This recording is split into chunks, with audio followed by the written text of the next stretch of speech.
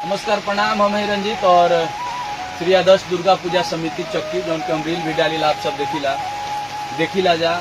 हमनी के पंडाल बन रहा बा और पूरा कमेटी के सदस्य और हमारे भाई मिस्त्री लोग भी बा लोग। बहुत तेज बारिश होता सुबह से ही, काल से हथिया चढ़ल बिया तो बैठल बानी जा।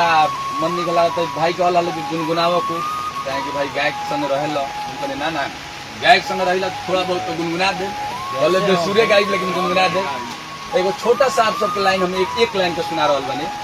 जब लक्ष्मण जी के शक्तिवान लगा रहे तो श्री राम जी अपना गोदी में लेके लक्ष्मण जी के रो के का कहत लन। हम एगो छोटा सा लाइन गायक ना हनी तार लोग जीत कैला तब हम कहतनी श्री राम जी बेचारू दुखी बने केहू के भाई लागी शक्तिवान तो दुखी रहे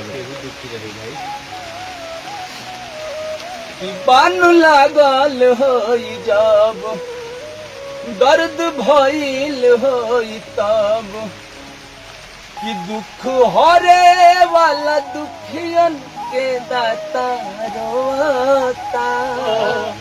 श्री राम जी रोत रहलन अपना भाई के गोदी में लेके दर्द में रहलन कि बान लागल होई जब दर्द भइल होई तब दुख हरे वाला दुखियन के दाता रोता।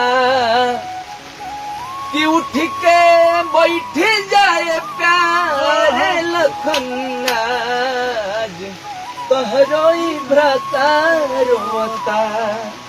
उठ के बैठ जाए प्यारे लखन आज तोहरोई भ्राता रोता।